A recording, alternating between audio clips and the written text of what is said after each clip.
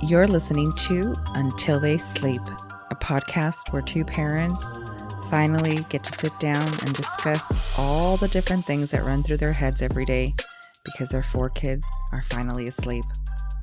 Thanks for listening.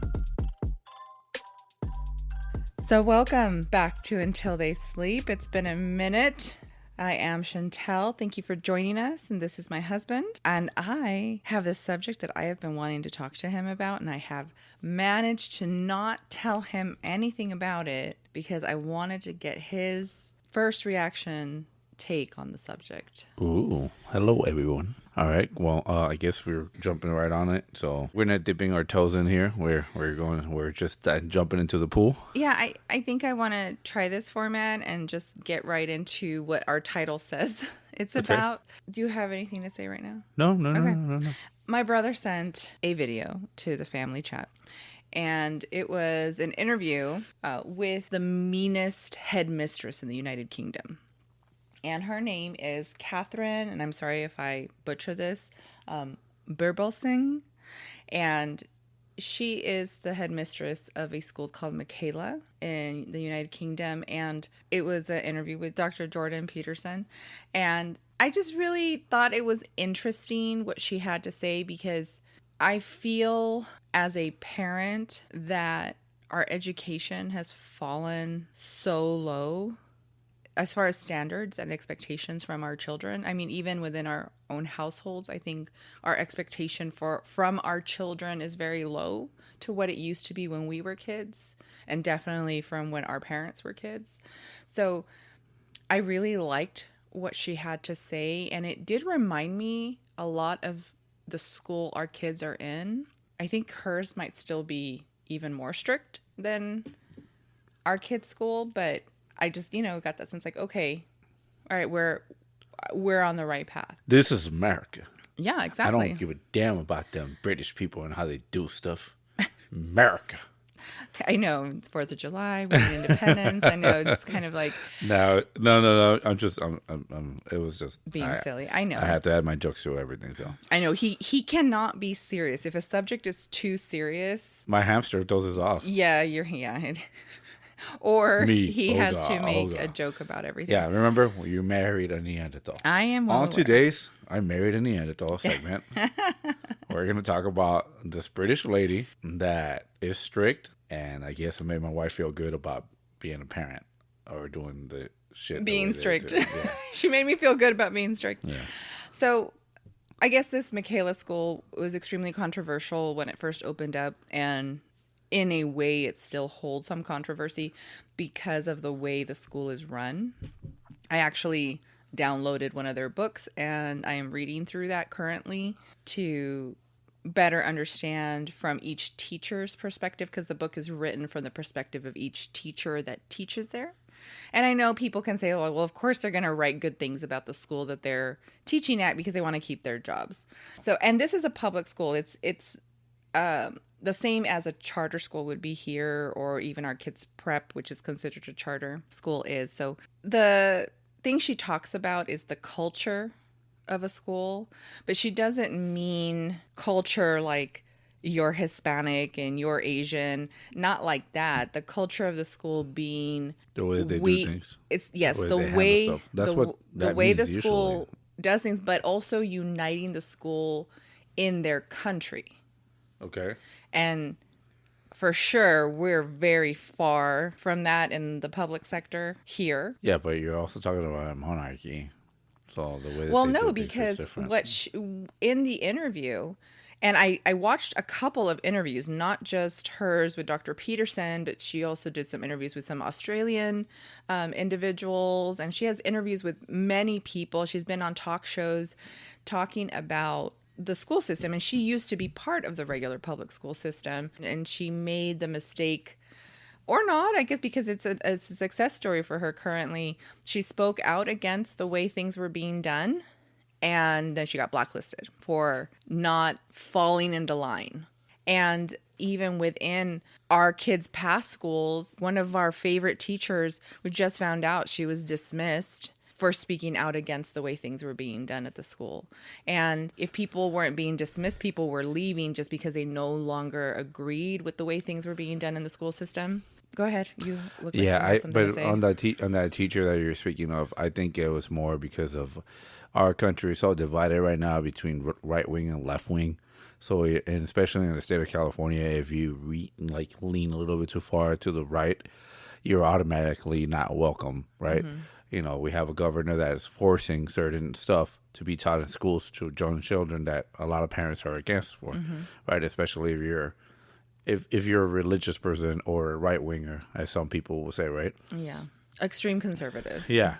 So then that makes it extra harder in the state because I'm pretty sure if her or him as a teacher, I don't want to single out, right? They go somewhere else, and let's say they're more a red state, I'm pretty sure that the way that she talks and her points of view will be welcome, and she wouldn't have to worry about it. And there is no right wing, there is no left wing. But they have conservatives versus non-conservatives. But it doesn't matter. Versus you still fall under the crown. Yeah, but there's still a group of conservatives. Like in every place, you have your group of individuals who think on a more traditional, I'm going to say traditional versus conservative, and on a more traditional format versus people who are a little more what we would say liberal nowadays, where the free thinkers and the ones who, and it's interesting because even with this free thinking, we've gotten to a place where it's not really free thinking anymore, right? Because if you don't agree with their way of doing things, you're out, right? Even if your way of doing things is a traditional way of doing things. Yeah, but I think it's more like as long as you follow the curriculum that they demand from you, it doesn't matter how you teach it, is that you follow what you're supposed to be teaching, right? Well, okay, and back to what some of the things this lady was saying. She was talking about how the place of a school and the place of an educator is to educate, right? Right, I agree with that. Right? Yeah, that's simple. That's it. Yeah, that's it. That's it. Your place is to educate. And she also believes that children, you give them two options, and that's it. She believes we're now in a society where we give our children too many choices. And by giving them those options, we have lost control as parents. Yeah. And then now we've got bratty kids, is basically what it comes down to. Because these kids expect to have choice in everything always, and that's not the reality of life, right? Right, but sometimes, I mean, even we let our kids make some choices, but we're kind of there to tell them, there's a consequence for what you're choosing, or when you pick this, you do that. Like, then you got to think about it, right? It's like planning. Yes, but there's many parents who don't. That. Yeah, so I like to think that my kids are not bratty and spoiled, and that they don't throw time. And I think lots of parents think their kids are not bratty and spoiled, but ultimately, the generation we are living through, they are pretty bratty and spoiled. Even our kids. I mean, we've had moments where we're telling our kids, "You guys are super spoiled." Right. Because they seem ungrateful because they don't realize the sacrifices that we as parents do to provide for them. I agree with that. I think that's generationally, I think that's been always a thing. Yeah, to some extent. I just think it's worse now. Because they notice it on other kids too. Sometimes they're like, "Oh, damn, I'm glad I'm not like that." I'm not. I understand about being spoiled. Like we do something a little too much for them, but that's our job as a parent, is to be provide or tell them what to do, right? Because we go back to in previous episodes in the beginning, we talked about how being a parent is more like a dictatorship, do as you're told, Okay, so on that line of being a parent is a dictatorship, they basically run their school not as a dictatorship, even though some people think that that's how the school is run.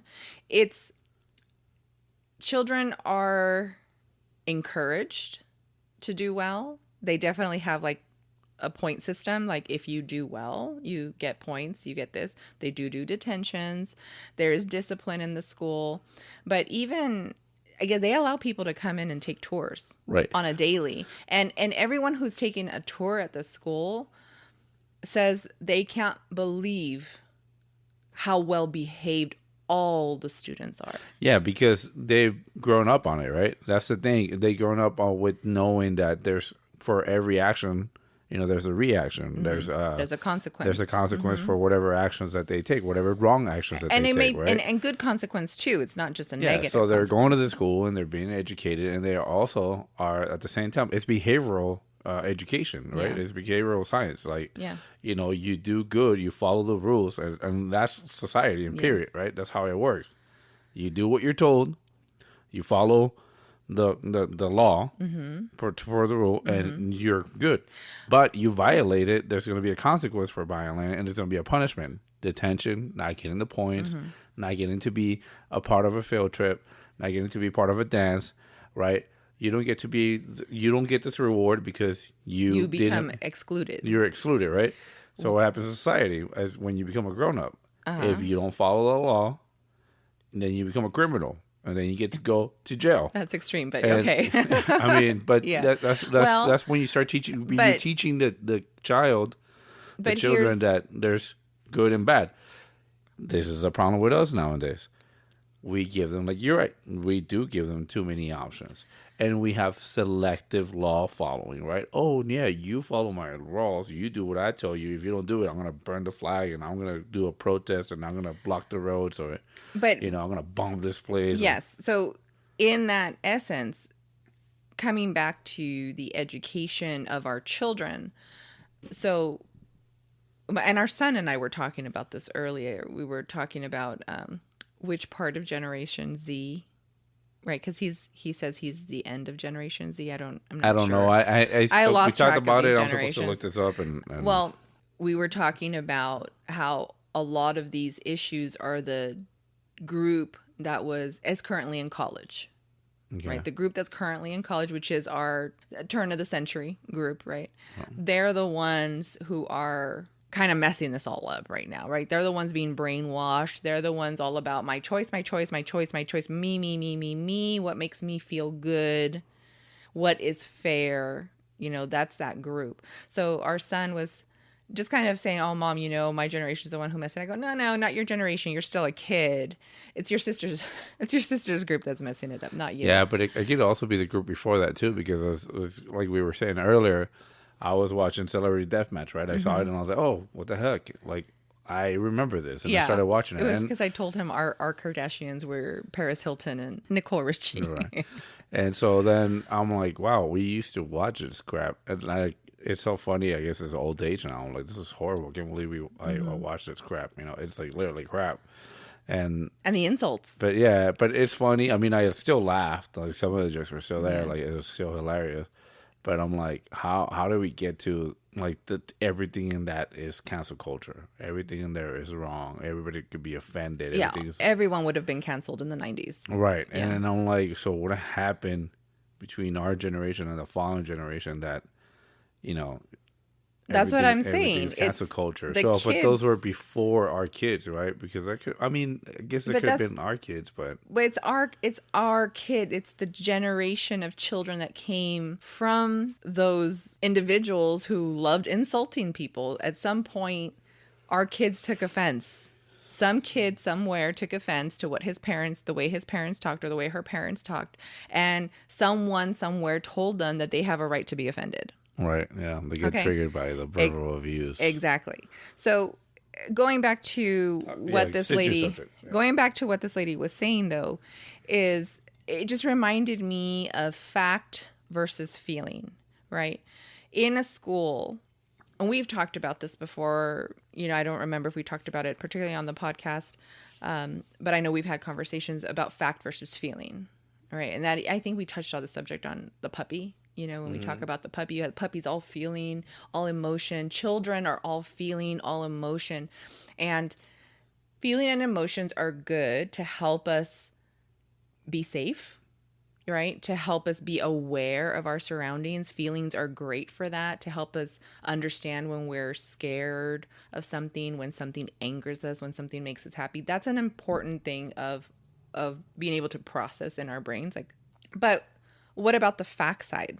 And she touches on this. Mrs. Burble Singh, she talks about critical thinking and how, and and it's not even just her, but like we watch things on Instagram, we watch things on YouTube, we hear things about how just even listening to conversations amongst the youth, even our kids sometimes are like, what?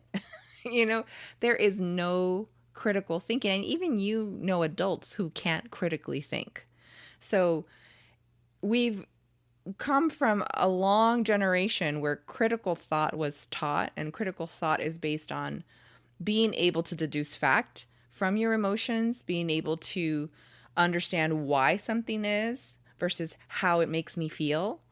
And when we can't deduce that, when we can't critically think about things that are going on around us, and all we're doing is feeling, then there's a total breakdown in what is knowledge and wisdom.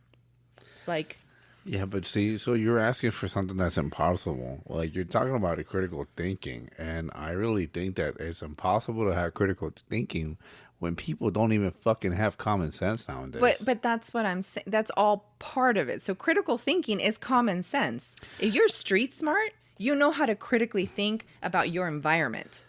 Yeah, but I just think that in order to get to be a critical thinker, you need to first master the basics of common sense. Okay. Right? You get to the common sense, you understand things that are simple. Yeah. And that's when you start critical thinking over it, right? Critical thinking is over analyzing Now, it, studying it, So I understand what you're saying about common sense, but how do we attain common sense? Is that something that is taught to us, or is that life exposure? I think it's a 50-50. Okay. I think it's definitely a 50-50 because life exposure, whatever kind of life background you have, how you grow up, you're going to take some of that common sense with you. So, And then also what's taught to you at home uh-huh. and what's taught to you at school, right? Okay. Yeah. That yeah. brings the common sense. That helps you put the pieces together so you can critically think about life as you get older, right? Because a 5-year-old doesn't know how to critically think about life. Their emotion, right? By the time you're a teenager, I mean, you start to learn to critically think about things. But again, that's another emotional group. That puberty stage is another round of emotions.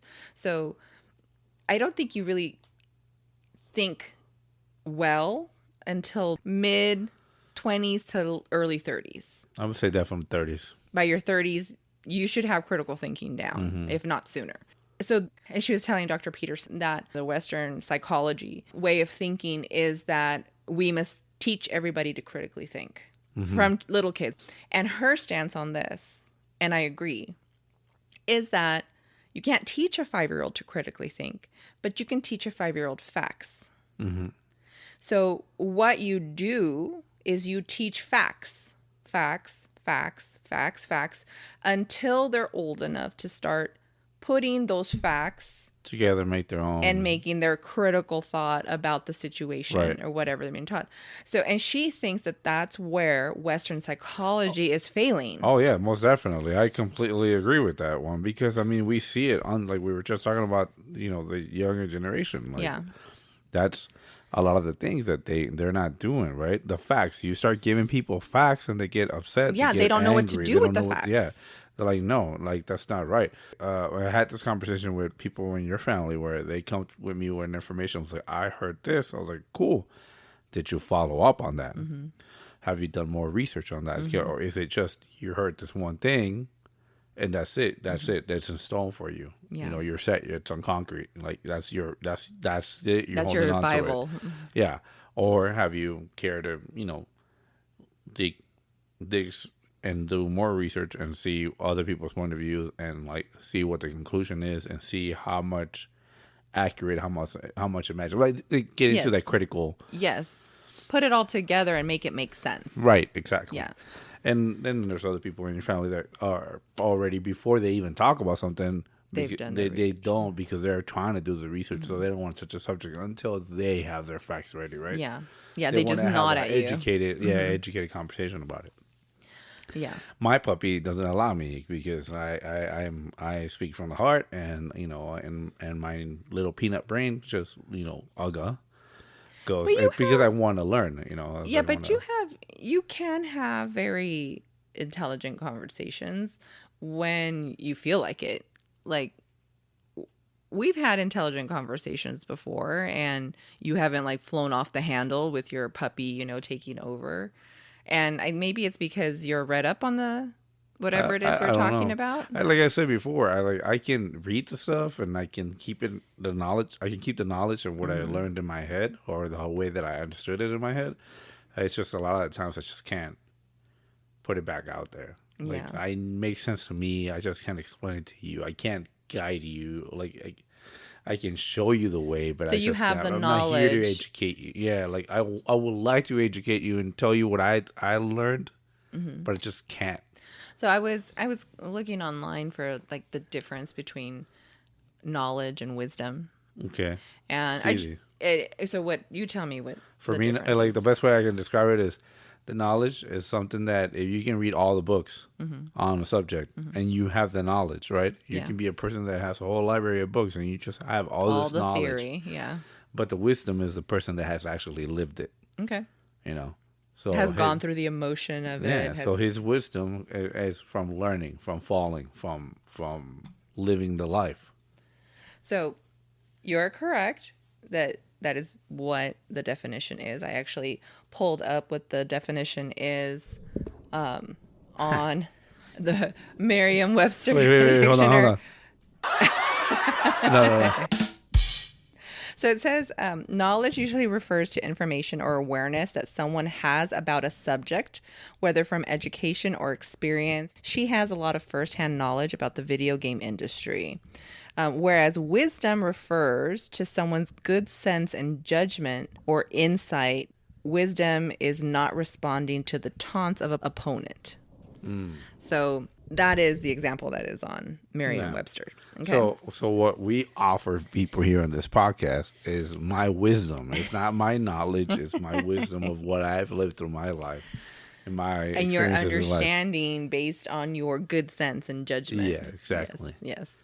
So that is the Merriam-Webster definition of the difference between knowledge and wisdom. Well, look at that. And do you feel that as a society, we are wise No. or just full of knowledge? And not even that, maybe. It's just not selective knowledge. Selective knowledge. Good point. Okay, I agree. I agree that it's selective knowledge. Now, going back to something that Miss Barbie B. saw. Miss B. Okay.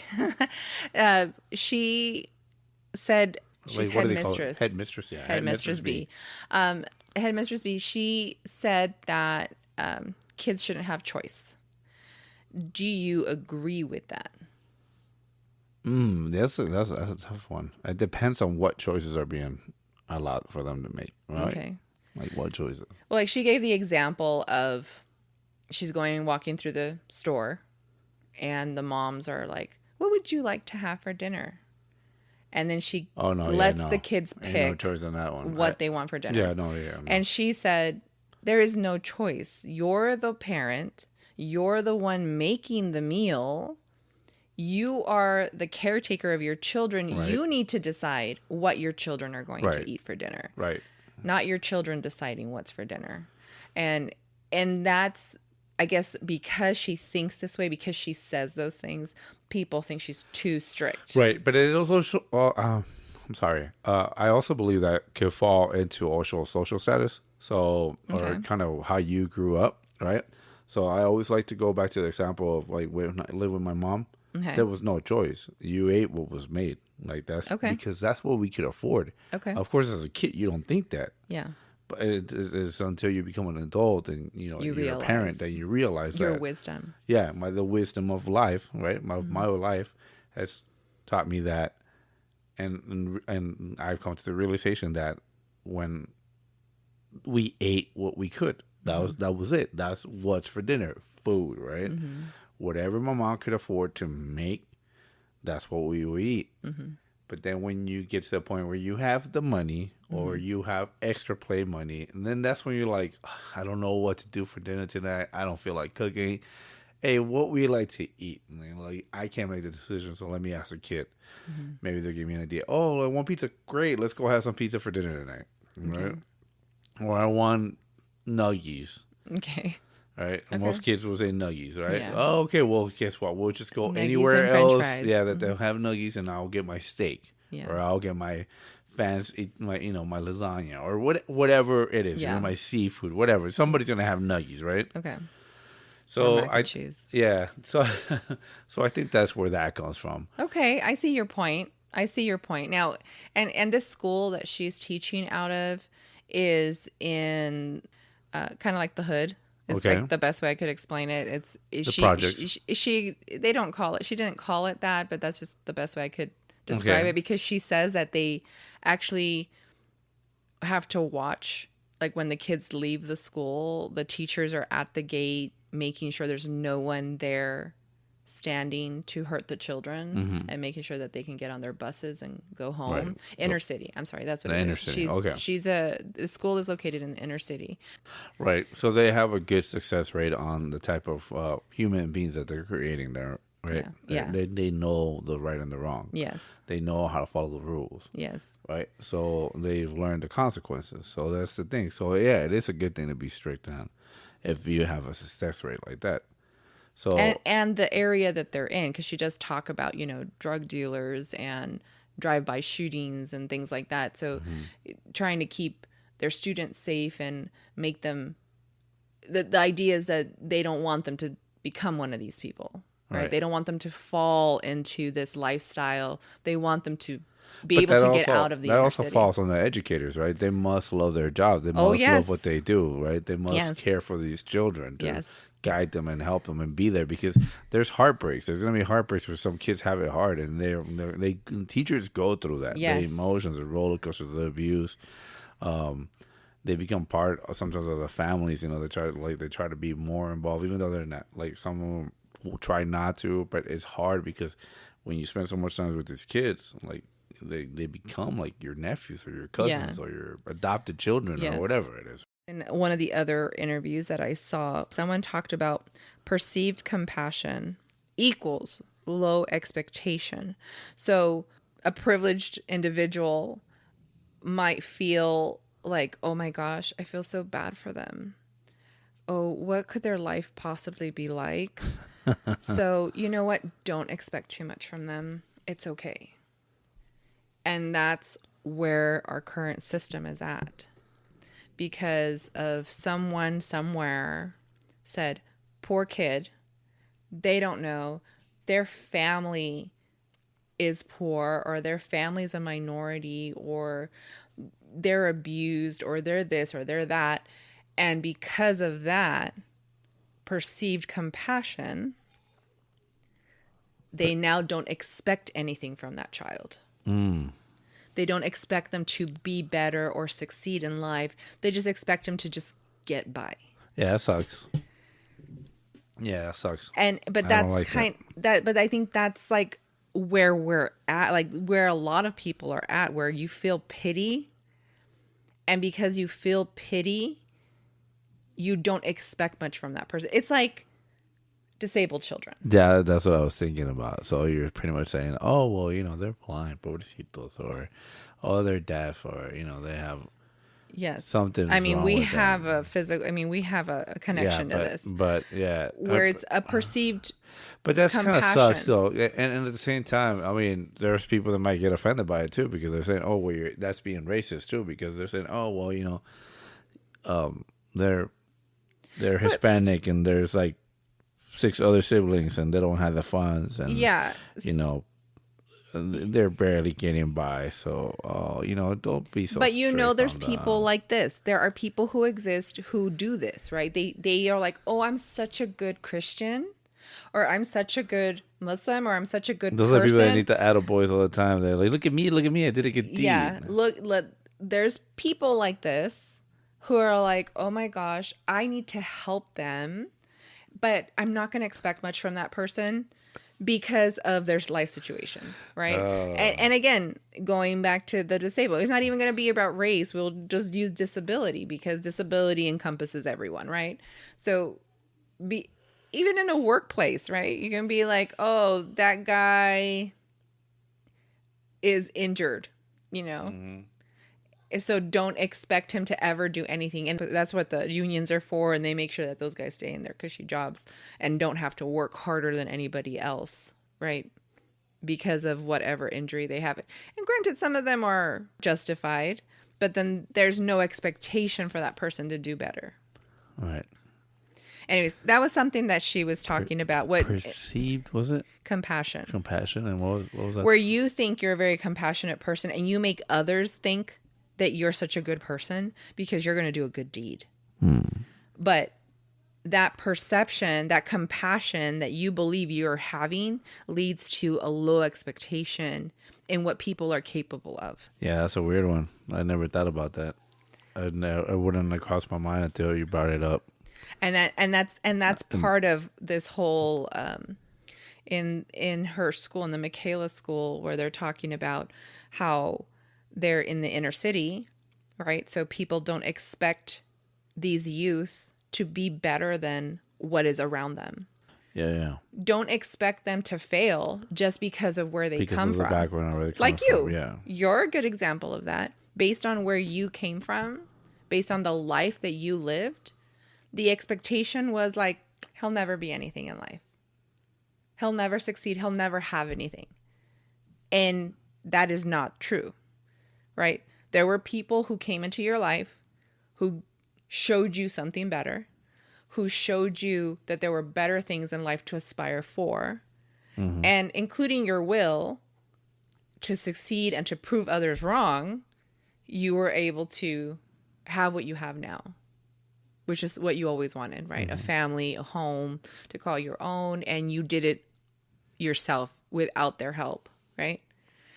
Which is, so these people will be like, perceived compassion of, I'm such a good person for helping this person in their life, but don't ever expect anything from them. So yeah, anyways, I guess you don't have much to say about that. So it's a touchy subject. No. It's just, I don't know how it goes with the school. Like, I get it that people feel sorry for the school and they're like, oh, I feel bad for them. They're an inner city school, or, they're a charter school. But they're not talking about it just in their school. It's in society. Education in general, right? Why did we have no child gets left behind? I see where you're going with it. I'm sorry. My mind. Can you please have some, what's that word again? What? Some Knowledge? No, that perceived compassion. You have some perceived compassion towards me. I'm sorry, I was a little slow. It's just the way that I was raised. I wasn't tracking what the subject was. I'm talking about. Please have some perceived compassion. Compassion. So, see, I can't even say the word right. I keep on messing it up. Oh, so the whole thing, like this whole idea of a child, no child left behind. So that kid who, is just skating by and getting pushed along, they come from a broken home. Right. So then it's one of those, okay, so I see where she's going with it. So it's just like people are, like you're saying, they're expecting someone to fail. They're inner city schools. They're not going to do great. Oh, just let them get by. So exactly. Yes. No child gets behind. Gets left behind. No child gets left behind. So let's just take pity on them and let them get by, cruise by, and take it easy on them. They don't have to follow the rules. That's the education we live in. Yeah, right. Versus, we'll give them a break because, Yes, versus actually making them work for it. Right. Versus giving them the credit that they're an intelligent human being capable of great things, and then giving them the tools. I think it was already covered. I think we already covered it. It's just she's covering every aspect of it, of where people might want to come and attack it, or how people as a society or schools handle things nowadays, right? So, but I think it's been handled, because if you have a regiment and rules and order and an expectation of what people have to do and complete and get, and prove, whether being a student at school, it's all being covered there. It's all under the same umbrella. This is what it is. This is the requirement. This is the agenda, and put up or shut up. Yeah, put up or get out. Yeah, it is like fucking meet the standard, exceed the standard. Like a job. Yeah, exactly. Just like a job, right? If you don't meet the standards, the minimum requirement of the position, you are not going to get the position. Exactly. So it's the same thing. So Yeah. it's another lesson in life. She's Yeah. just getting them ready. Yeah. That's what it should be. Yeah, it's educators, right? It's what They're educators educating. are supposed to be doing. And that's what you were saying. That's their job is just there to educate. They're not there to be the babysitters. They're not there to be the psychologists. They're not. Yeah. They're there to educate them and teach them. Teach them the You know, facts. that's the thing. A lot of people forget that they're teachers. Like, Yeah. they're not there to be an extended parent. No. Like, that's your job. When you're a parent, you're the parent. Yeah. Teachers are just there to educate them on stuff that they need to learn to function in society as in the future as grown-ups, facts. right? To The help facts, them, learn history Yeah. and things that are going to help them later on in Math, life. science, yes. Yeah, right? Help them find a job, right? Yeah, Where's exactly. their Science and math always go hand in hand, Yeah. and you always end up using it in anything. your Whether you're literature? being Yeah. an architect, a writer, a mechanic, whatever. You're going to use all those things in Mm-hmm. there, right? Those Yeah. are basic things that you need. So, and then you learn from the mistakes of others. That's why we study history. Where Yeah. did they go wrong? What caused them to do this? You know, Except when people go and try to fix it because they don't actually understand it. yeah, but that's when we say history repeats itself, Yes, right? it Because repeats you're like, itself. oh, well, I saw the errors of their ways, and I can do it better. And And it's the same. You're repeating It's the cycle of it. you know? Yeah, it's the cycle of things. But yeah, But it was just nice to see that there's a school like our kids' school, and bringing this to our kids' school. right. Yeah, we're waiting to. For Yes, the connection. it reminded me of our kids' school, like the educators at the school our kids are in. A lot of them have been there forever. Like some of them have been there since the school opened.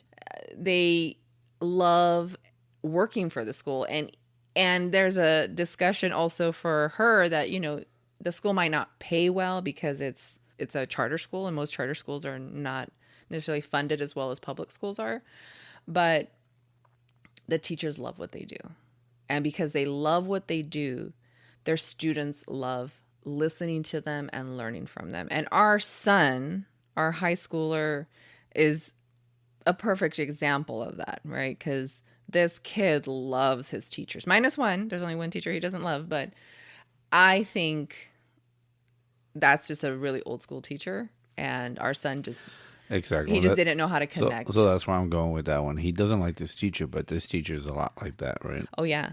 He's a good teacher. He's a great this teacher. way. You don't do it this way, you're gonna fail. Yeah. You're gonna get bad grade. He's just strict, right? He's just He's strict. just super strict. You have to do this, and none of these kids like that. So this teacher would probably do great in a school like that. Oh, yeah, for Working sure. for a headmistress like that. Oh, yeah. Right? He's following that road. That So, traditional. Yeah. So then, what does that say about? Our kids' school. Yeah. And again, I love our kids' school, but definitely this school in the UK is much more traditional than the school our kids are in. Even though the school our kids are in tout that they are a traditional education school, and they are based on the way they teach and the type of things that they teach. But definitely they have a long way to go to be like, to have the reputation I think that this Michaela school does. So, if you're a first-time listener to us, just a little background. I actually did study outside of the United States for a few years of my life, and it was an elementary school, and they were strict. Mm-hmm. They were hard. Oh, There was uniforms. There was uniform inspections every day. There was a way you had to act. There was extracurricular activities you had to do towards the school, like painting and sanding desks. And there was a lot of volunteer work. So yeah, and I mean, we got spanked. Mm-hmm. We got hit with rulers. We got the little dunce tape, hats. We sit in the corner. We face the wall the whole time. And while everybody's in recess, you're writing whatever 100 times on the board, Mm-hmm. or on your notebook. Mm-hmm. You had to write a couple pages of I will not, Our son has had to do that. Yeah. In So his there's some rules like that. And then it comes to a point where once you're done with 6th grade and from there on, you had to pay to go to school. And that's why a lot of those third world countries don't have higher education. Most people don't have the higher education because they don't have the means anymore, right? Mm-hmm. So you have to pay for your school books, everything, nothing's provided for you, and on top of it, you And have that's to after pay. 6th grade? Yeah, and after that, you have to pay to go to school because that's what pays the teachers. That's Yeah, what pays the the principal. salaries. So then you can see why there's not enough, right? And if you do, you don't mess around because you're paying for your education. So and at the time they start teaching you a parents are trade. paying. Yeah, you start. Well, a lot of my friends and people that I know had to pay for themselves, so they had jobs. Okay. They had jobs In high school. Yeah, or elementary, junior high, middle school, whatever you want to call it. They had some jobs, But you didn't have to go through that. No.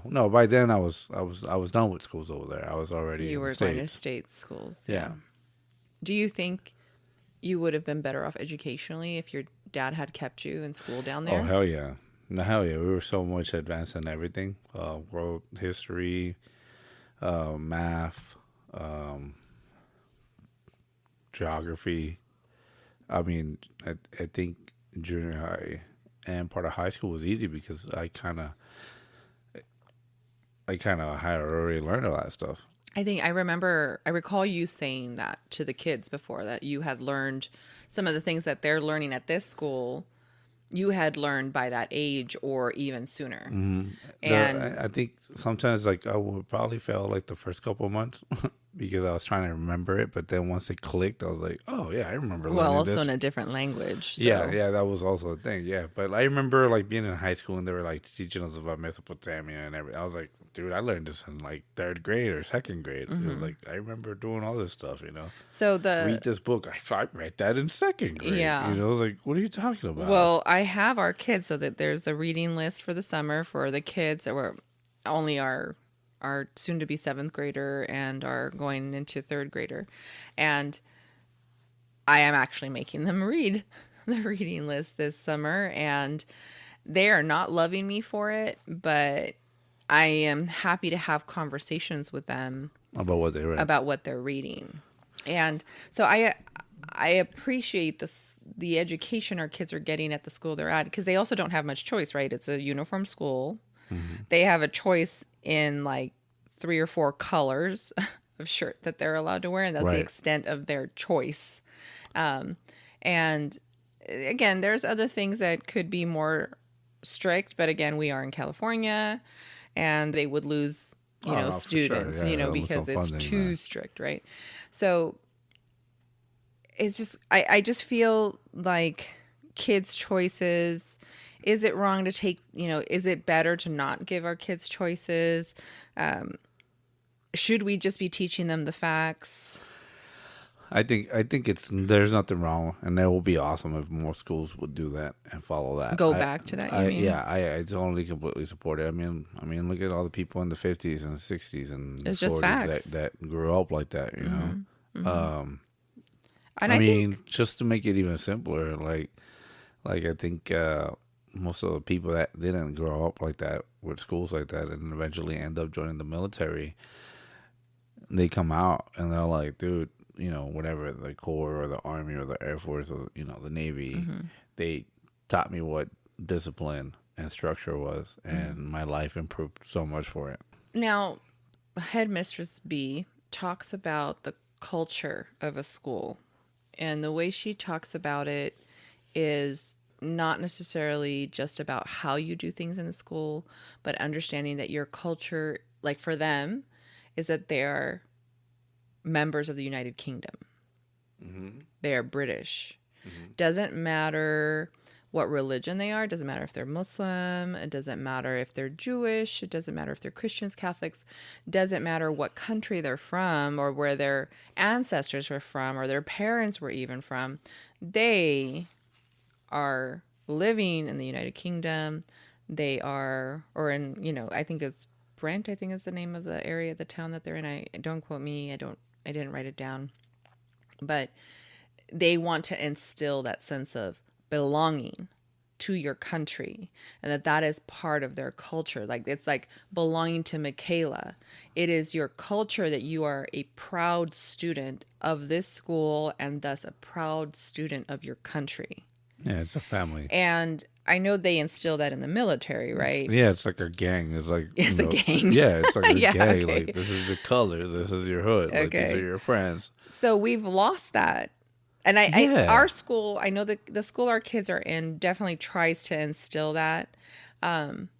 But I think it's still lost because as a society in general, we've lost that. Well, I think you nailed it when you said, like, it doesn't matter what background you come from, and over there in the United Kingdom, they're like, you're British, right? Yeah. You're a Brit, like Yeah. that's it, and that's what we lost here, I think, and that's one thing that usually frustrates me. And you have always heard me say that, but the thing is that we're so freaking like haters at times.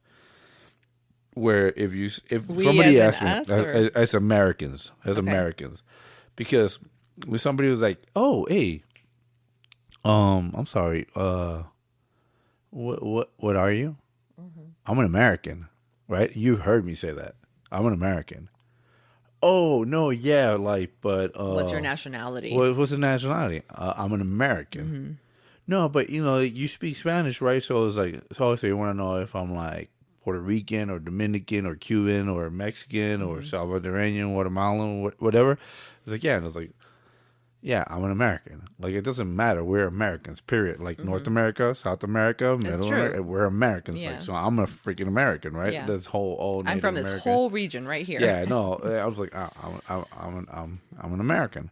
It's like, but if it helps you, yeah, I come from a Mexican background, so Yeah, but does it make you automatically feel better now that you know that I come from a Mexican background? Like, it doesn't matter. I'm an American. It's like why is it that on 4th of July everybody can be an American? Yeah. And then, but you want to make fun of them. It's like, oh no, Captain America over here. Like all of a sudden, it's like, no, man. Like that's the thing. I think when we start separating ourselves and saying like, oh well, he's an Indian, or oh he's an African American. It's like, no, he's an American. Period. Like just drop the African. Like if you're offended by me saying that. Like, you're an American first. Like, you were born in America. You're a U.S. citizen, right? And even if you weren't born in America, if you became a citizen, or even Yeah. if you're a resident, if you're a resident of this state, of this Right. country, you're an American. State. Yeah, it feels the state feels like a different country. I so, know. yeah. Ours is definitely ours. Yeah, so we're segregating ourselves. We're segregating ourselves, and then when you say that, oh, you think you're better than me, oh, you forgot your roots, There's always that. There's always that. Like, or you're a sellout, or you betrayed your culture, or like, no, like learn it and accept it. Your culture is this. I always make that joke with the kids. I say, it's like, or I say it at work with everyone, it's like, it's hard. You guys don't get it. Like sometimes because we're so close to the border down, I'm never going to be Mexican enough for the Mexicans, and I'm never going to be white enough for the white people, or I'm never going to be black enough for black people. I'm never going to be, native enough for natives. It's like, we're never going to fit in. I got to know about John Wayne, and I got to know about Pedro Infante. I got to know about Elvis and Vicente Fernandez, or Timbiriche and New Kids on the Block. That guy you follow on Instagram, the redhead guy who's always making fun of the way white people talk versus his white side versus his Hispanic side. Oh, yeah. Polar Bear, the comedian from Texas. Yeah. So, another point in that is culture versus tradition. So, our culture, your culture can be American, and your traditions are wherever your family's from, right? Yeah. Or is tradition your American way of being, and your culture is where you're from? So, but that's the thing, though. Where your You're family's starting to make it your tradition now, right? Following your culture. So let's say for example, Mexican, all right? Mexican. It's like, okay, so I'm an American, but Mexican origin. So should I not celebrate 4th of July? No, because you're an American. Yeah. So you said no, I should because I'm an American? You should. I meant it as you should. Yeah, right. Exactly. Yes. So that's becoming part of my culture now. That's my holiday, right? But is that I'm a allowed to culture or follow a it. tradition? Memorial Day, Veterans Day. Yeah. But are those traditions? They become or traditions cultures? because you start doing them every year. Okay. Is it not part of a tradition? Yes. Hey, it's the Delgado's 4th of July cookout. Yeah. It's the Delgado's Destruction Derby weekend. Yeah. Right? Yeah. I was like, that's become tradition, right? Yes. I was like, okay, so it becomes your tradition because it doesn't matter what your background was, you do that. Same thing as the other one. Oh, well, don't Mexicans usually open gifts on the 24th of December at midnight? Some Hispanic families still do that. It's not wake up in the morning and do it first thing on the 25th. We don't do that. Yeah, exactly. But that's our tradition, right? Yeah. Our tradition.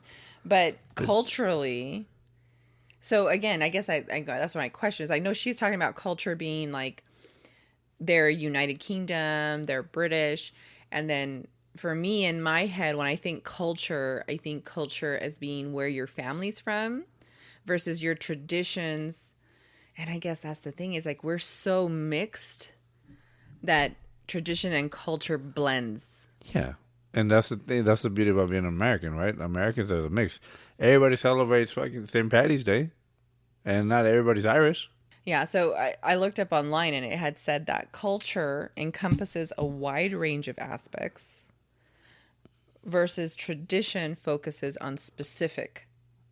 Okay, yeah. So going back to, so culturally we are Americans. Mm-hmm. And traditionally we celebrate a blend of things. Mm-hmm.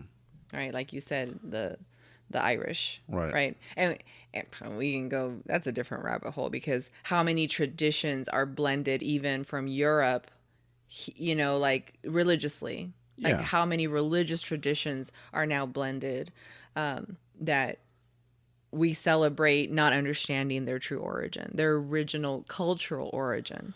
Right. So that was something else I had written down, but we won't go down that rabbit hole. And that's like, again, it depends where you're from, where you come from, what your background is, right? Yeah.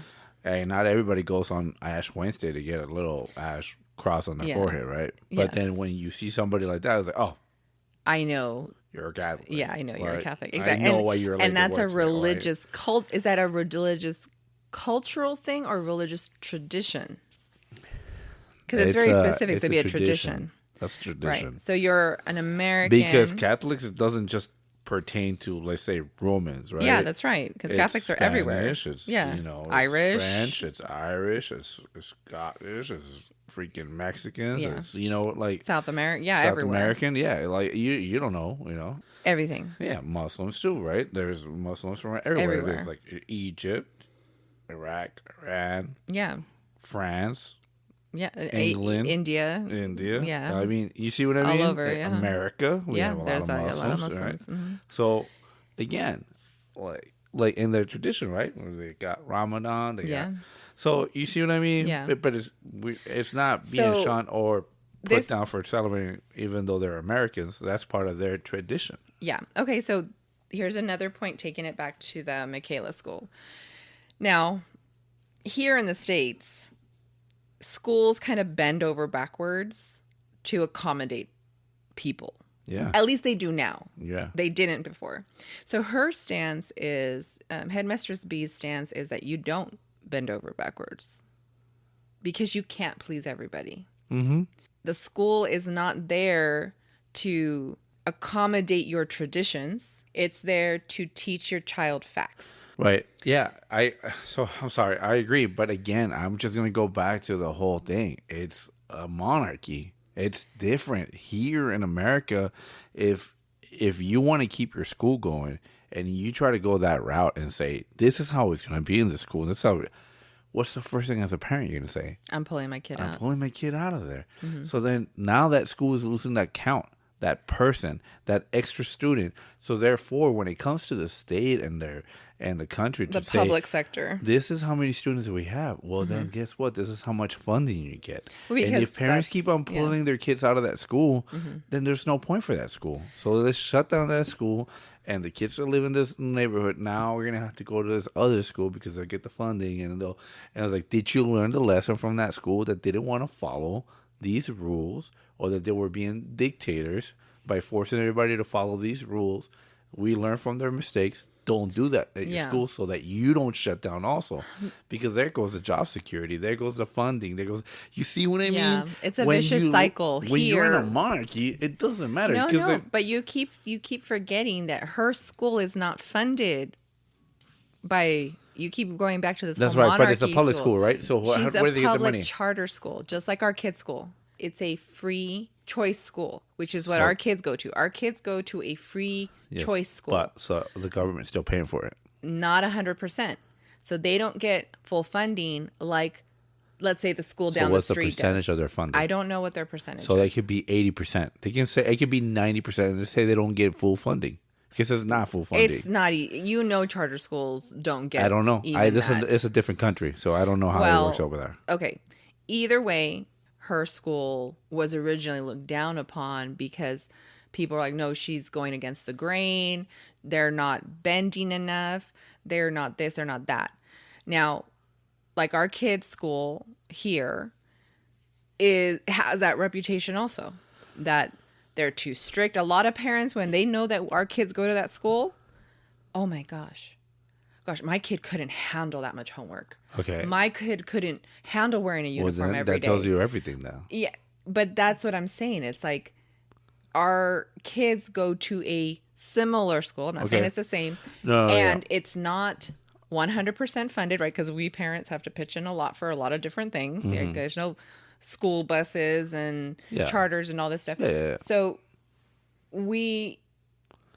my point being that... Well, that tells me a lot, though. That tells me a lot. So that now that you put it like that and you explain it that way, it's also kind of like, okay, so you're saying that in the beginning, a lot of parents are like, well, okay, this school is too hard ass and too strict, and my kids can't handle that, which is what they say about our kids' school, right? Yeah.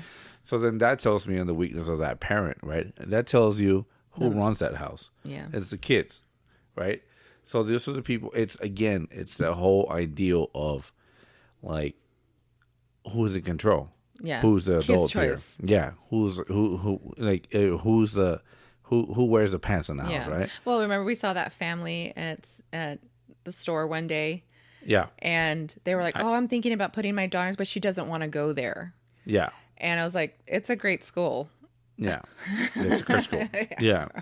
But that's a parent's job, right? Yeah. It's, I don't want to go there. Well, hey, guess what? Tough shit. You're going to go there because this is a good school where you're going to learn good things. It's going to help you in the future. It's going to get you in a good college. It's going to make you a better human being as you get older, right? We had this with our oldest boy here from the beginning. Oh, but I like the school now, and it's cool, and I'm starting to meet friends and everything. He was only there not even a week, 3-4 days. And he was already, I was like, nope, you know what, dude? As parents, we sat down, we had a conversation. In the long run, you're going to be a better person and a better man if you go to the school, because it's going to teach you what we believe in. Yeah. It's going to teach you morals. It's going to teach you hard work. It's going to teach you following rules. You're going to learn something else because you're going to be wearing a uniform. There's going to be inspections, something expected from you. Your hygiene, appearance, things that matter. That teach you to be a good man. Like, we need that, right? And that's where we're wrong in society. That's why our world's going to shit. We don't have that. And we are worried about being too much of best friends with our children instead of being the parents of our children. I know. We hear that all the time. I'm my kid's best friend. No, you should not be your kid's best friend. If you are, cool. I'm not saying it's a bad thing, but you need. But there's a time to be a friend, and there's a time to be a parent. Yes, and you need to be able to explain that to your kids and let them know, like, I'm not talking to you as your friend right now. I'm talking to you as your dad or your mom. Like, this is how it needs to be.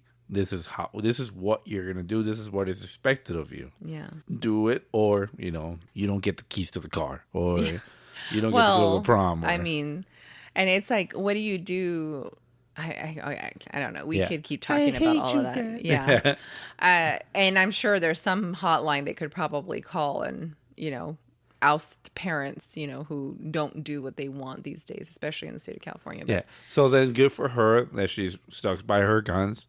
And that she found staff that supports her vision. This is how we're going to do it. But, she's been at it for a while, right? Yeah. So she's seen the rate of success that has happened. The parents have seen it.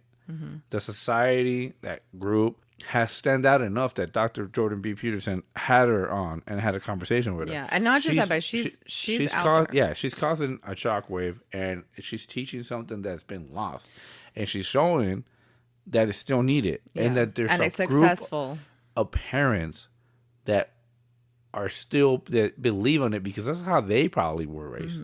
That's how probably their school was, and they loved it, and they realized that it helped them be the parents that they are, or the grown-ups that they become, and they want the same thing for their kids. And even if they didn't have that, maybe they always wanted it. Yeah. Or they just want something, like lots of us want something better for our kids than what we had.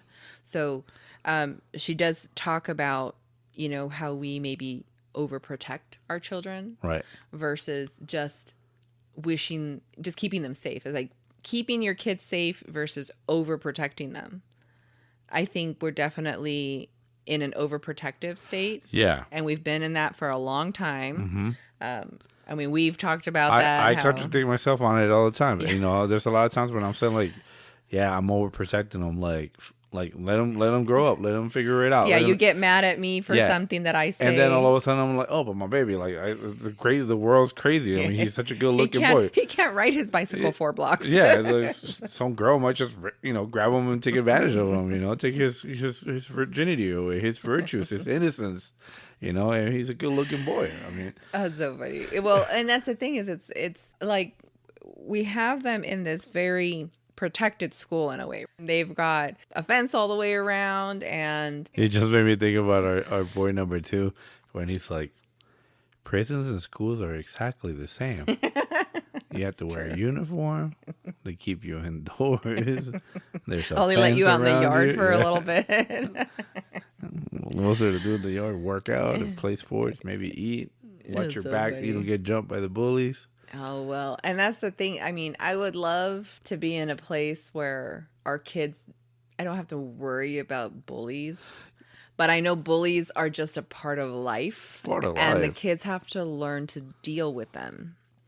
And that comes with critical thinking as they get older, right? Because they have to go through it to understand the emotion of it. And that was another point. There's right now, before I lose my train of thought, like there's that one thing that I always have. I have this one debate, this one internal fight within me that is always thinking about this. As a father, I want to protect my kids and I want them to be safe, right? Because I know the world's pretty crazy and it's pretty fucked up and there's a lot of crazy stuff going on there. And of course, you know, you hear about it and you see it in a movie or you read it on the news and you can't imagine the pain that some of those parents go through because when their children become victims. And it breaks my heart because it's funny in my life, you know, I never cried about anything. Now I just hear a stupid song and it makes me emotional because I can identify with it. I know what that love is for your child, right? Mm-hmm. And that you want to protect them. But then at the same time, I have this other conflict within myself where I'm like, let them be, let them learn. Let them get fall. Their feet wet. Yeah, let them fall. Because if I keep on over sheltering them and more protecting them, in a few more years, they're going to leave the nest. And they're not going to be ready for what's out there. They're going to be so naive. They're going to be so blindsided by life and by the people that didn't grow up like them. And they're going to take advantage of them. They're going to abuse them. And then that's when you're like, I was a success as a father because I kept them safe, or as a parent, because I kept them safe and I let them have a childhood that I never had. Yeah. But then I failed them as a parent because as grown-ups they're gonna useless. They're gonna go through a rough time. Yeah. And then that's probably when we have what we have going on nowadays, where it's my mommy said I was special, my daddy said I was special. Why do you mean I can't get things my way? And why isn't this working for me? And why does my opinion matter? And that comes down to choice, right? That can circle right back into multiple choice for children, free will of children, right? Like parents telling their kids, you can be whatever you want. What do you want for dinner? It's your choice. Or that parent who every day just doesn't want to deal with, it could be, and I get it. They work all day. They're exhausted. It's just easier to bring a Happy Meal, or whatever, junk from the street for their kid. So I get that. But at the same time, now it's your kid's world. Yeah. And you as a parent are no longer in control. And now when those kids become adults, they're the ones whining about everything. Yeah. Because they didn't get the meal they wanted. They didn't get their chicken nuggies and French fries and throwing tantrums in the workplace.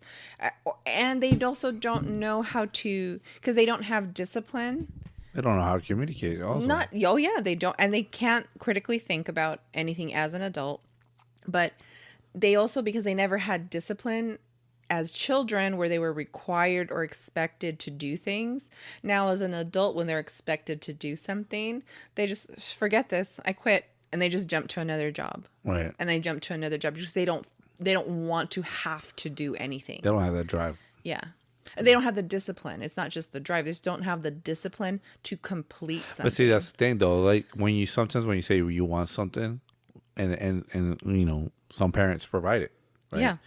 But then there's those parents that are like, I mean, I've done it with their kids. Let's just go back to the whole meal thing, right? Okay. There are times, you know, grandparents are there to spoil their grandkids, and they did their time. Yeah. We're fortunate my kids are fortunate to have their grandmother with them, my wife's mom, and she wants to spoil all her grandkids, all of them, from our kids to my brother-in-law's kids.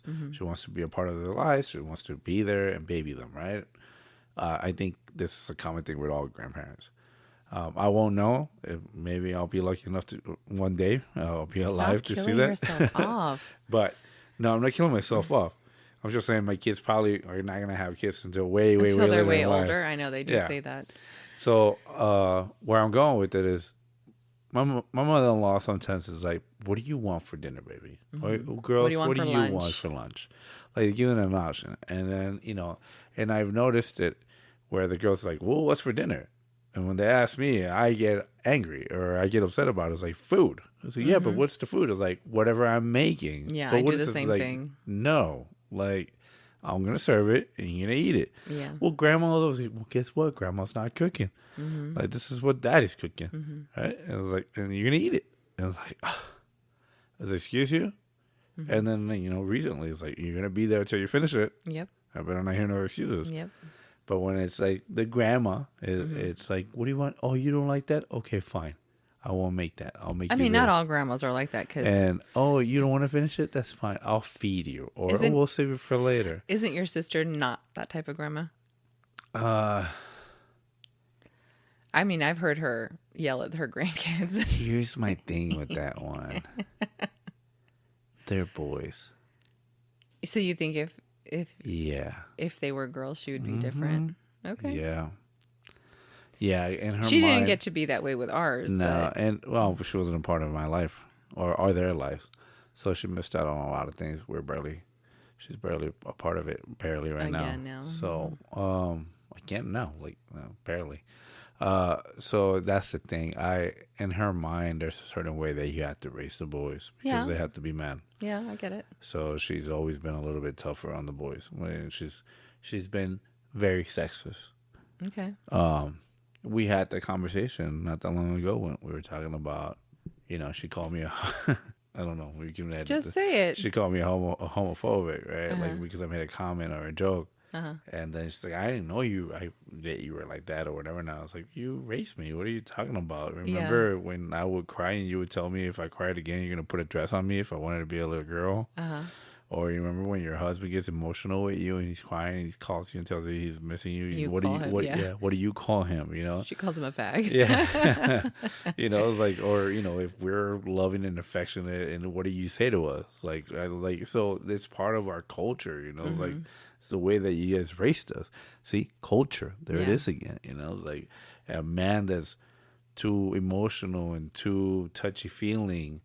But that's your Mexican culture because she's Mexican. Like, she's but, not American. But it was the same thing. I mean, I was a little kid, and she's like, "You're gonna eat those jalapenos because that's what men do. Like, men are supposed to eat that. Like, so what that you're 6 years old? You know, you're gonna eat that.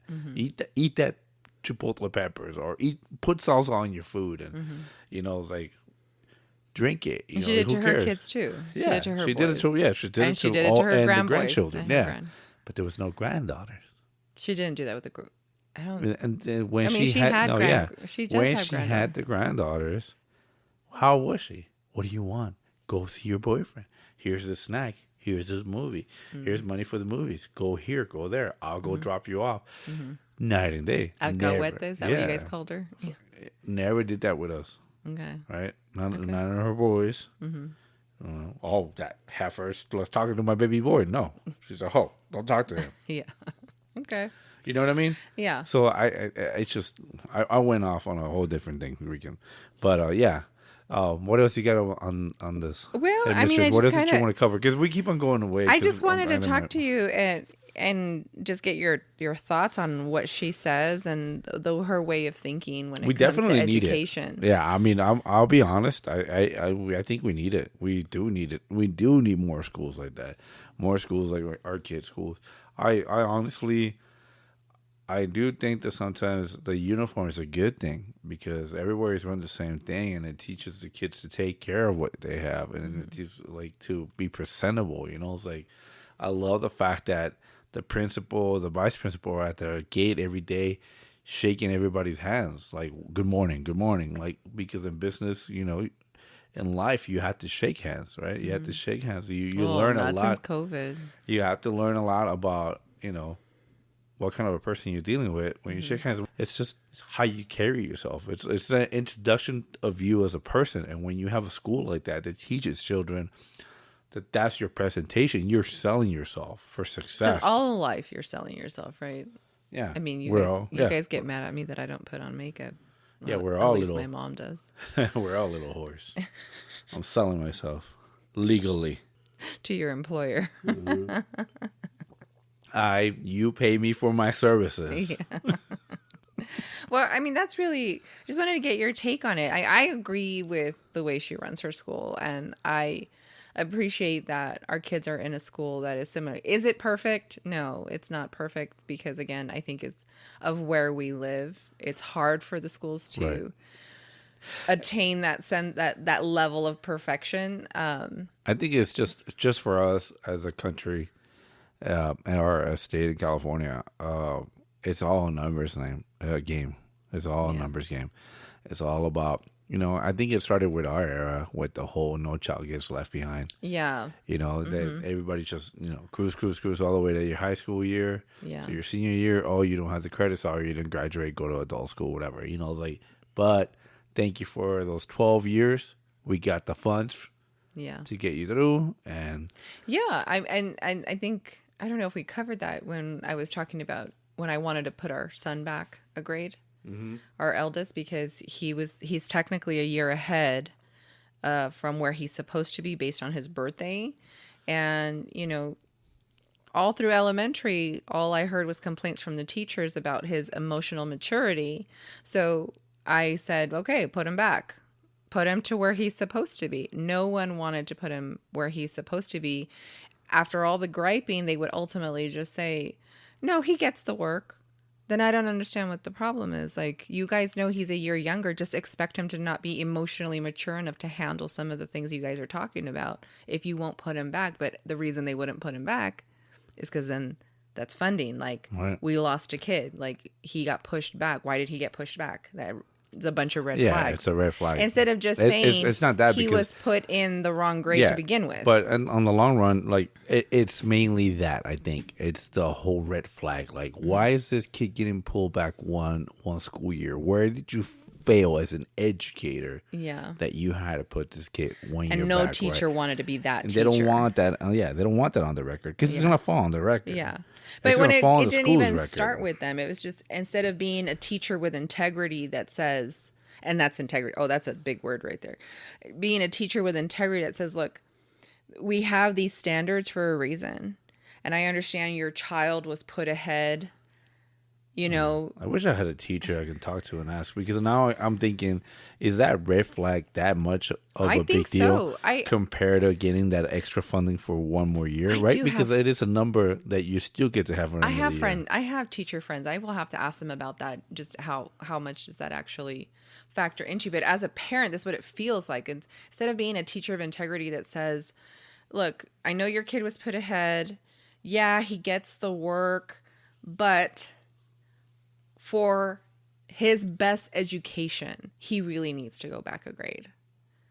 I'd be like, I get it. Maturity and grade wise, yeah. I get it. And you're helping him for his best work. Because instead of him struggling the whole school year trying to be mediocre, right? Because that's what he comes down to. He's just mediocre the whole time. He's just getting by and not excelling how he should. I mean, don't get me wrong. I'll take an extra year of football. That's fine, you know. Well, and I wonder sometimes if that, and this was in the public sector. So he was in public elementary in the San Diego area and in the area we're in now.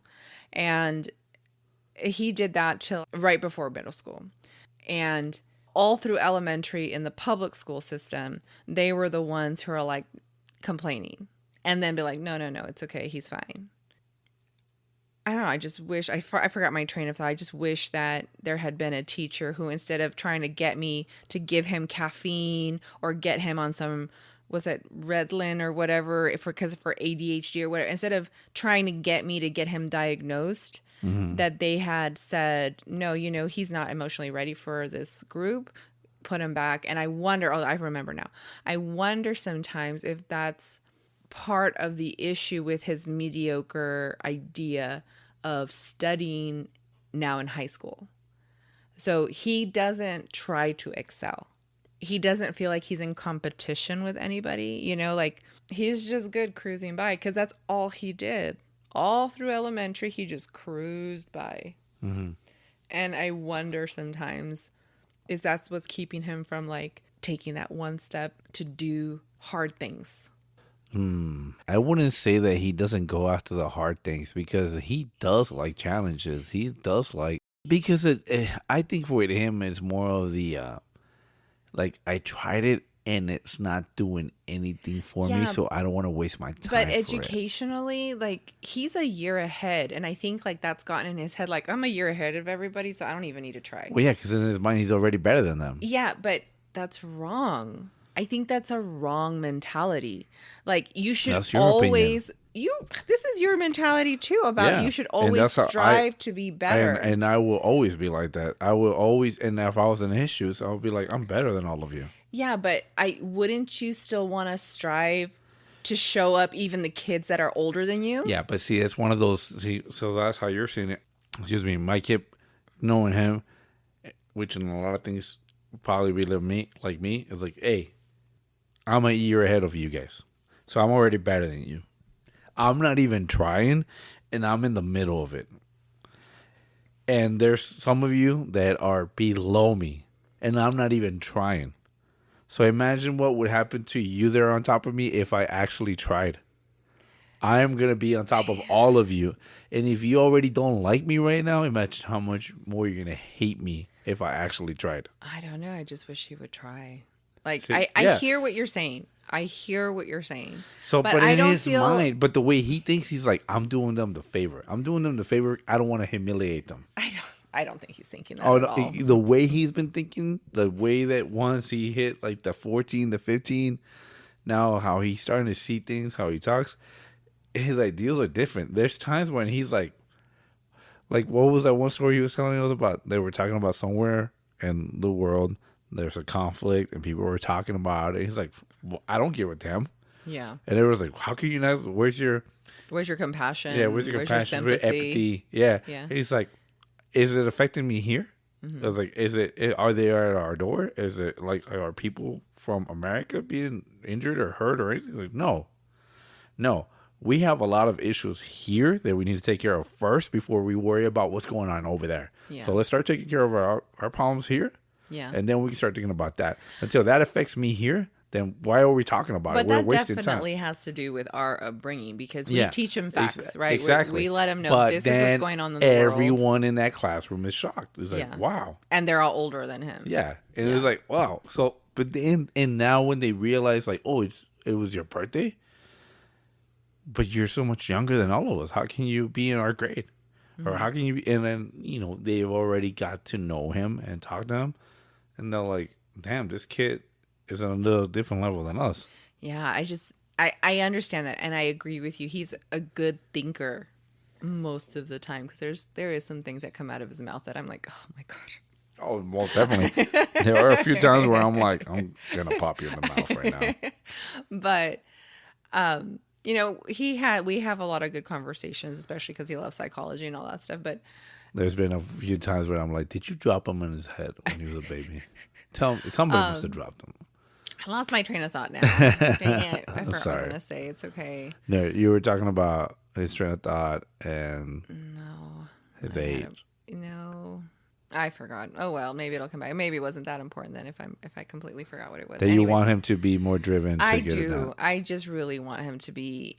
He's just so lackadaisical about things sometimes. We get. Well, I guess kind of taking all of that into discipline, You should leave him. and he starts football camp, Yay. and that is going to be some major discipline.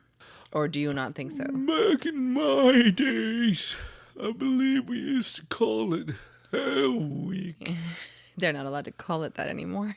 But apparently, if I call it hell, it discriminates against other children. Who don't believe in it, or those who Yeah, I do guess. believe in it? I don't know. I don't know. I don't know why they're not allowed to call it that anymore, but we were told they're not allowed to call it Hell Week anymore, so it is called football camp. And Because it offends Hellenites. okay. I don't know. I just believe it. So Because I am. he has to be at school every day at 6:30 in the morning, and he'll be on campus until 10 p.m. Like, babe, this is the best thing that can happen to him for this football camp. Being up at 6, being he has to be there at 6:30, yeah. And being released at 10 p.m. Or as we say in other terms, 2,200 hours.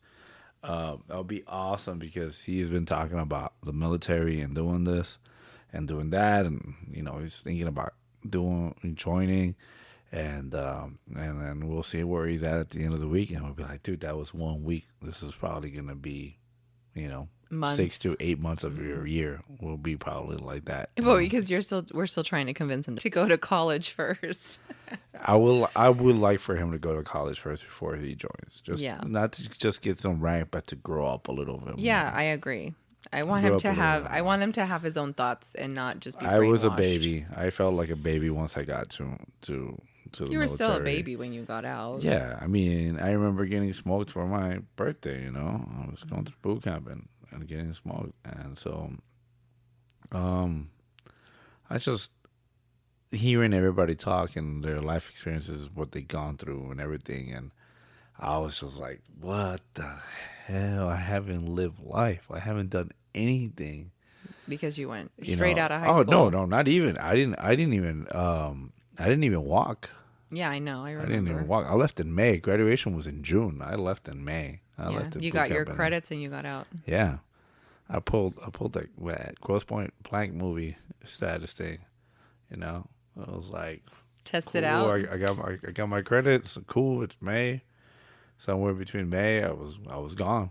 You weren't even 18 yet. And people are like, "Hey, where is he?" He's like, "Oh, I heard he went to boot camp." What? I was like, "Yeah, I heard he's already on his way." No way, You celebrated your 18th birthday. Yeah, in boot camp. Getting smoked in there. Yeah. That's what I said. It was like, it was awesome. Yeah, awesome. but you didn't get to live. No, I realized that I hadn't lived. I mean, I got to live. But It's a different lifestyle. You just didn't get to do the college life. You didn't get to have fun. You didn't with your friends. I mean, you did that when you got back, and you also did some of it there, but it's different. Yeah. It's different. Yeah, definitely. Well, anyway, so he's got this week of discipline coming up, and it's going to be interesting because I am not driving him every day. He has to ride his bicycle. Right. And that will be interesting to see if he actually gets himself there on time. Yeah, he has to wake up and get himself there. Yeah. And we are meal prepping for the week, teaching him to meal prep. And then he's going to have to get his ass home after practice and take his showers and go to bed and wake up again early in the morning. So he's going to be running in about, maybe if he's lucky, 5 hours sleep. Yeah. 5.5 for a week. Lucky punk. That's good. I mean, you and I could get more sleep if we actually went to bed at a decent hour. But yeah, but we're recording adults. a podcast. Weekends don't count. Well, I mean, that's kind of the gist of what I wanted to talk about. Just kind of get your take on. I think we could have done more, this but whole I'm idea. sorry I interrupted and got you out the way. But no, it was good. It was good. It was it was good to understand that, and that Nisha got your attention and made you realize that. I guess we're fortunate to have the school that we have that follows part of the same thing because they are very strict. And you're right. A lot of parents and a lot of kids have said, "I don't want to go there." That school is very strict. I heard that they do this. I heard that they punish you and you get detentions for not being there Yeah, on our time. son had detention once, and he told me he had to write like 100 times in a notebook. I don't remember what he had to write, but he had to write 100 times. I was like, gosh, I used to get those punishments from my dad just for not listening. You know what's funny though? Like before he went to that school, and there was all these rumors and all the stories, and he didn't want to go there in the beginning either. Yeah, no. But once he was there, he was like, "Oh, I love it. Teachers are cool. The curriculum's awesome. The lessons are great, and they have a lot of fun. They do a lot of cool stuff, and it's like it's just rumors." Like everything in life, Yeah, right? like everything in life, it's just a rumor. I mean, is it tough? Is it as fun? Yeah. Well, I mean, and this goes back to the format of the public school system, is that it's all about fun now in the public school system. Like I see online, I follow some teachers and even some teachers that I know, all the classrooms are set up for fun and relaxation and to not stress the kids out. So there's like pillows on the floor, and there's like tables here for you to sit on if you feel like sitting on them, and there's stools over there, and there's like a little cushioned area for you if you want to sit here, and I'm just like, what? The whole thing is focused in the public and the schools that I'm aware of, not our kids' school, about making it a comfortable learning environment. Yeah, see, and I also wonder because everything's so cancel culture, right? And everything's so offensive nowadays. Like, what do they teach now? I don't know, babe. Ultimately, our kids' school is not like our kids' school. There's structure. Sometimes the kids are given a choice of where to sit, and then our son will tell me, "Yeah, our teacher let us choose wherever we wanted." And it lasted for about an hour, and then she put us all where she wanted because, of course, certain kids, go and sit in their cliques and stuff like that. And the teachers are testing the waters, right? They want to test their kids to see the classroom to see if they can be trusted. And then if they can't be trusted, then they make changes, right?